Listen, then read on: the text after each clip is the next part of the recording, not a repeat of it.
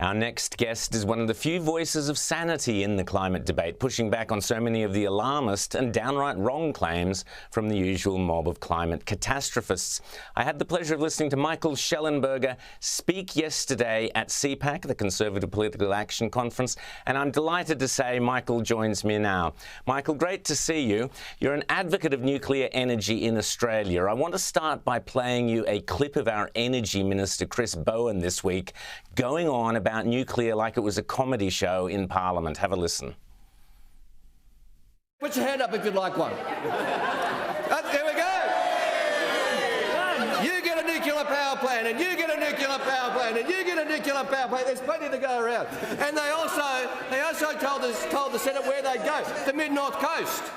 There'd be the big banana and the small nuclear reactor next door. A favourite for the kiddies. So, Michael, this supercilious clown doesn't take nuclear seriously. Can you put him straight and tell our viewers exactly what small nuclear power plants, modules can offer and why Australia does need nuclear? Sure, and I think it's sort of too bad that the Energy Minister did that. I mean, I think it shows that he's not a serious person. Nuclear energy is a serious technology. It's a mark of being a developed nation. It's a technology that is overwhelmingly responsible for the large majority of zero carbon energy in wealthy and developed countries around the world.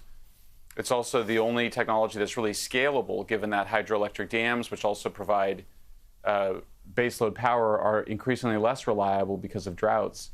So I think that the minister is really showing himself to not be a very serious person when it comes to really one of the most technologically significant innovations of the last 75 years. Nuclear has obviously changed a lot. You know, think back to jet airplanes. We've had nuclear power plants and jet planes for about the same period of time. Jet planes are much safer than they used to be. The same thing is going on with nuclear. We've had a couple of bad accidents. We've learned a lot from them. So I think that it's inevitable that Australia will end up building nuclear power. The fact of the matter is, when you look at the data, it is the safest way to make reliable power. And so what you're seeing here is just an effort to fearmonger and really use irrational rhetoric to scare people about what is basically one of our most benign technologies in industrial society. And Michael, how far advanced are we with these small nuclear modules? And what's the benefit of them? Well, Rowan, what we know is that what works to make nuclear both safe and less expensive over time is to have the same construction crews build the same nuclear plants over and over again. So I think one thing for Australia to think about as it looks to build nuclear power plants is to look at those countries that have been building nuclear plants recently. I think one good candidate is South Korea. They've been building nuclear plants for the last 30 years in Korea, but also in United Arab Emirates. We know that with the standardized designs that Korea's been building, the workers themselves become increasingly skilled at building them over and over again. There's some novel, smaller reactor designs that are very futuristic. They're very interesting. They're not tested yet. And so I think that one of the things that policymakers continuously look for are nuclear reactors where people have a lot of experience building, regulating, and operating. So one of the moments in your speech at CPAC yesterday, brilliant speech, which got a huge round of applause, is when you tackled the issue of Mike Cannon-Brookes. He's one of our tech billionaires' plans to cover 1 million hectares of the Northern Territory with solar panels to provide electricity to Singapore. Your thoughts, Michael, on this?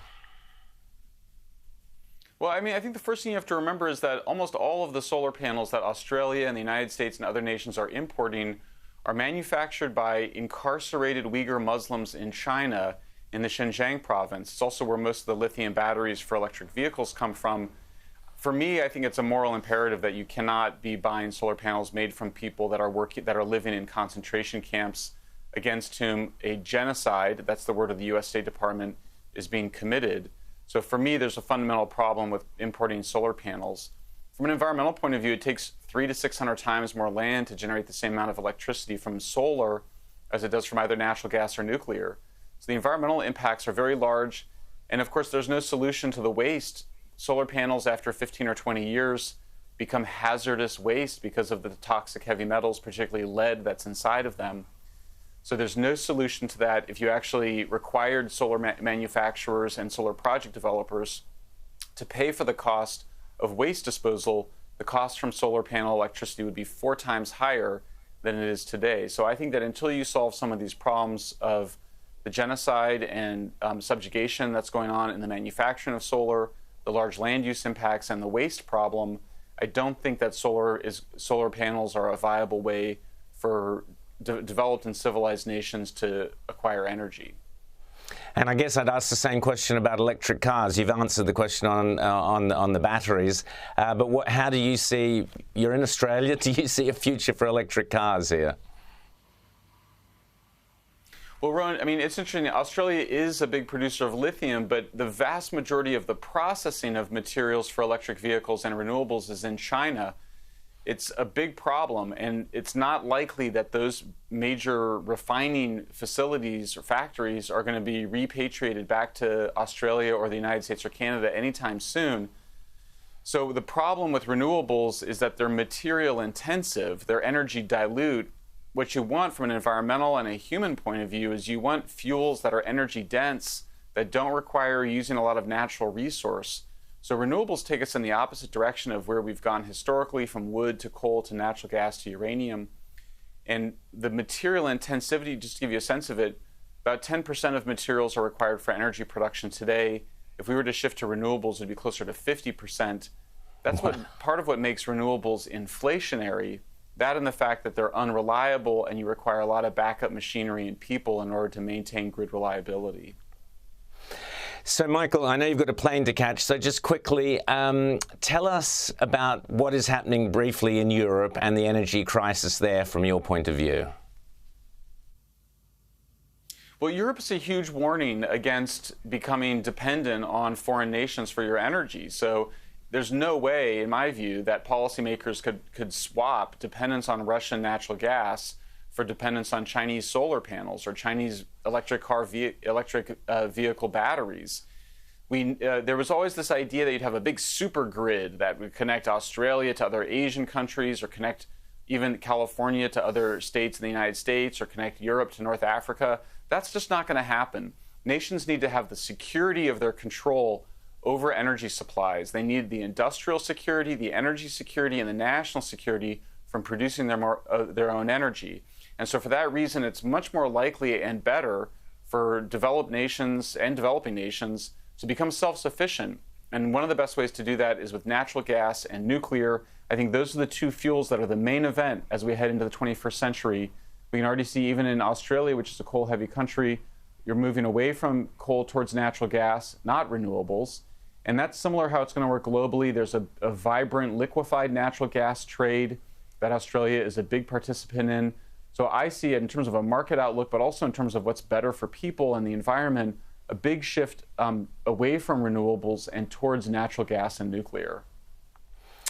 Michael Shellenberger, thanks so much for speaking to us on Outsiders as always, and so glad that you were here in Australia speaking at CPAC, and have a safe flight back to California. Thanks, Rowan.